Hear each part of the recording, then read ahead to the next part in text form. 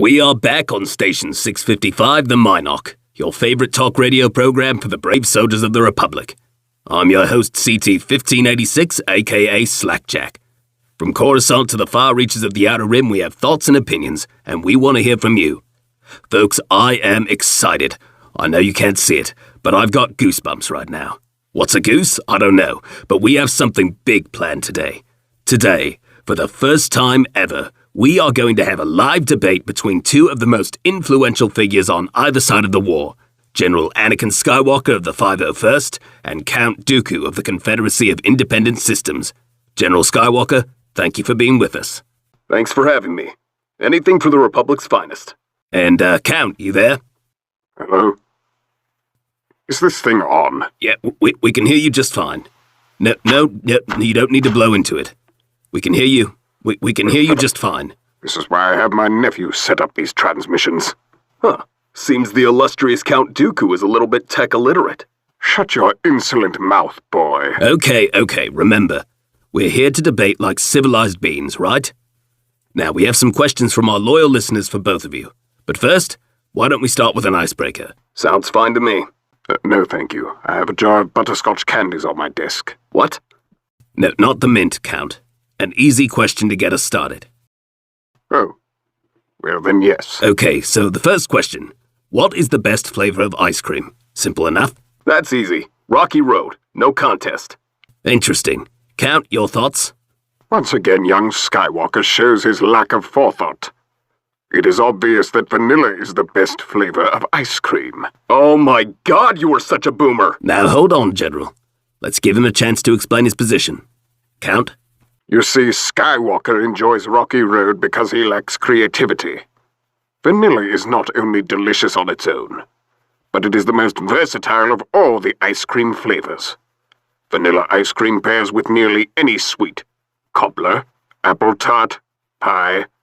Not to mention you can add anything you want to it to enhance the ice cream experience tenfold. Add hot fudge, caramel, and a cherry and you have a sundae. Throw a banana in there and you have a banana split. Have you ever tried adding a banana to Rocky Road? Of course not. Even you're not that stupid, Skywalker. Watch it, Count. You know, Skywalker, I hate to say it. I'm gonna have to side with Dooku on this one. He really gave a compelling argument. Oh, congrats, Dooku. You managed to give a compelling argument about ice cream. Okay, now on to some questions from our listeners. From Captain Procyon to General Skywalker. Out of all of the battles you participated in, which has been the most significant? Man, that's a tough one. I'd say the Battle of Geonosis. Everything changed that day. The war started and I lost my arm. Yeah, I'd say that one. How is your arm feeling, young man? It'll feel a lot better after I deal with you. Okay, let's stay on track here. Our next question comes to us from Milkman McGee, and he asks, to Dooku, from your own generation of Jedi, who would you consider to be the most formidable? I would say that none of the Jedi from my generation are on my level. Not even Master Yoda. Though if I had to choose, I would say that Master Windu is the most formidable threat to me. Though not by much. Master Windu would wipe the floor with you. If that day ever comes, I'll be sure to send you his head as proof of your ignorance. Okay, easy. Yeesh. Our next question comes from John Myers. Is that the singer? No, that's John Mayer. Ah. To General Skywalker, with the war being so vast and bloody as it is, how are the Jedi prepping the younglings to do their part and fulfill their roles? Have you noticed any difference in their training? Good question. I haven't paid much attention to the younglings, but I know that the Temple Masters take their early years of training very seriously.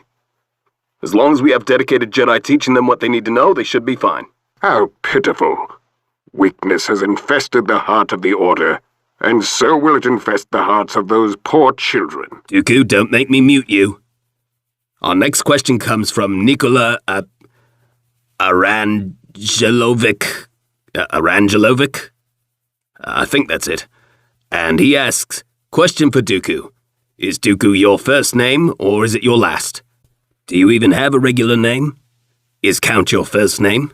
Or is it something like Jared? Count Jared Dooku of Sereno? You would mock the prestigious name of Dooku when your last name looks like someone threw a dictionary into a blender? I refuse to dignify this question with a response. I'll bet it's some really old name like Bartholomew or Methuselah. It's Daniel. Okay, next question from Twiso1 to General Skywalker. If Jedi were allowed to date and marry, which senator or other public figure would you go for? Sorry, bad connection. Okay. Well, he has one for Dooku as well. He asks, Dooku, you went from a wise Jedi to the leader of a secessionist organization that helped plunge the galaxy into war. What prompted you into doing that aside from the typical "the Republic is corrupt" spiel? It's quite simple. Not only is the Republic corrupt, but the Republic lacks stability and order. The Separatists offer freedom from the bureaucratic thumb-twiddling oafs in the Senate who care nothing for the countless worlds that don't line their greedy pockets. Amazing. Every word of what you just said was wrong. And you know it, Dooku. You have yet to prove me wrong, Skywalker. Our next question is for Dooku from a Zachary Wagster. And he writes, Dooku, as the war progresses, you cannot deny the foolishness of some of the average battle droids, or as the clones call them, clankers. Do you have any comments or plans on improving said battle droids? What our droid armies lack in brains, they more than make up for in sheer numbers. If these clones were as formidable as they are built up to be, perhaps this war would have ended by now. The fact it hasn't is a testament to a simple fact. If the clones cannot be outfought, they will be overwhelmed. Victory is inevitable, regardless of the quality of our infantry. This isn't even taking into account the highly calculative minds of many of our more impressive tactical droids, who will always be 5 steps ahead in any given situation. Empty metal husks are no match for flesh and blood soldiers with hearts and minds, Dooku. You'll learn that before this war is over. We shall see. We now have a question for both of you from one of our brothers in the 212th. He asks, Dooku and Skywalker, do you think a peaceful resolution to this war is possible? Perhaps a way for the Republic and Confederacy to coexist. It wouldn't be easy, but there has to be some way. There's been so much suffering on both sides. Here's the question of the day. General, what do you think? Peaceful resolution is impossible as it stands. With Dooku and Grievous leading the Separatists, conflict won't cease. That's because they don't want peace. They want control and power. Can you say you do not desire power, young Skywalker? Only to preserve democracy and the Republic, not to dominate and control. I'm not like you, Dooku. I never will be. Well, then it appears we are in agreement. Peaceful coexistence is impossible as long as the Republic keeps its tight grasp around the throats of systems suffering under its reign. We have time for one more question from Jordan Cox, who asks, what are your plans after the war ends? I plan to oversee the dawning of a new era under the Confederacy. An era of strength and nobility.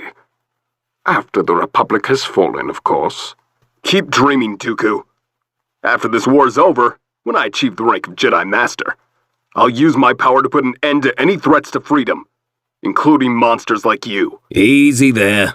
We're done with the questions. Before we sign off, though, why don't you both say one thing you like about the other? Anything at all. Just something nice to wrap us up. Dooku? You are joking, right? Very well. Skywalker, you are reckless, arrogant, feeble-minded, and brash. But you are indeed powerful, far more so than even your master. It is clear you have become quite a formidable adversary, and I respect that. A pity your talents are wasted with the Jedi. Well, you have a nice cape. Why, thank you. I take great pride in my appearance. Yeah, how much was it? Probably pretty expensive, huh? Actually, it was quite reasonable given the fabrics. It was handmade for me by Suvar Tavu, one of the finest tailors in the galaxy. Suvar Tavu. I'll have to check him out. Just one more question. Does he make those capes for men as well? Your insolent behavior will be your downfall, Chosen One. The next time we meet, I will see that the prophecy is proven wrong. I look forward to it. Well, that was awkward. Thank you for sticking around, everyone. We will be right back with Max Rebo to discuss his new album right after these messages on Station 655, The Minoc.